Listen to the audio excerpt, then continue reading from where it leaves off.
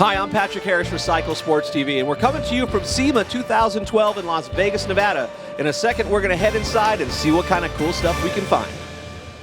Okay, we're back again here at SEMA 2012 in Las Vegas, Nevada. And as I promised, we're running around looking for some really cool stuff that's going to help you out in your motorcycle life. And well, something that I noticed right away when I walked by here is a product that I wish I had before I bought mine. And I'm here with Joel Laterhouse. Right? Laterhouse? See? I got that right. And you're from Rage Power Sports. And what we have here is the product I wish I would have bought when I bought my hitch-mounted motorcycle transport device 4 years ago. Tell me a little bit about what we're looking at here. Well, this is our SMC600 hitch-mounted motorcycle carrier. Has a 600-pound capacity, fits into a Class 3 or Class 4 receiver with a 2-inch opening. And how we load it onto, and when you've got it on there, it really replaces the need for a trailer. If you don't want to store a trailer in your garage, you can set this up against your garage when you're not, in the corner of your garage when you're not using it.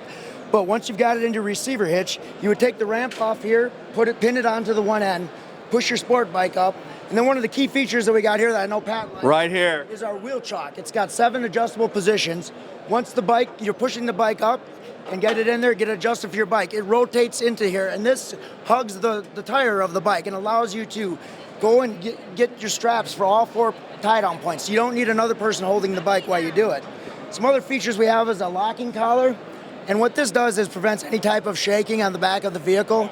It's all steel construction. We have an aluminum ramp construction, or aluminum carrier track construction. The ramp construction is steel.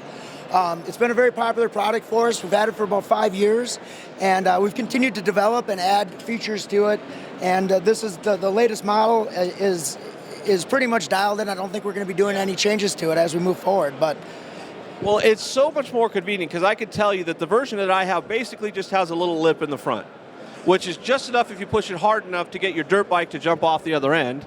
If it's a street bike, maybe not, but loading it by yourself, that's the big thing. That's what brought me to this here. Is I've loaded my bike by myself onto my carrier, and it's a pain.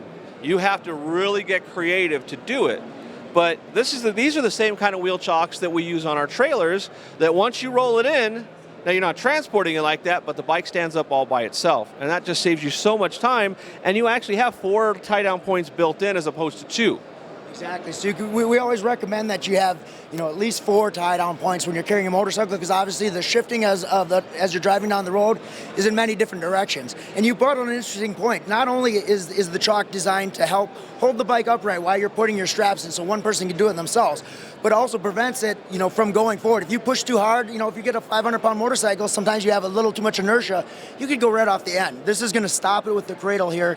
And another major advantage of the cradle is once it's tied down, having this, even as you go down the road, you can get wheel hop, where in a standard carrier, it could hop out. Now you're hugging the front wheel of the motorcycle, should be in here tightly once it's adjusted, and it's going to prevent, even if your strap would loosen up, it's going to prevent it from hopping out of there. It's got to go a long ways. You'd have to hit a really big bump to jump out of there, and as long as all your straps are done securely, we haven't had any reports of a motorcycle ever coming out of this carrier so far since we've been making it.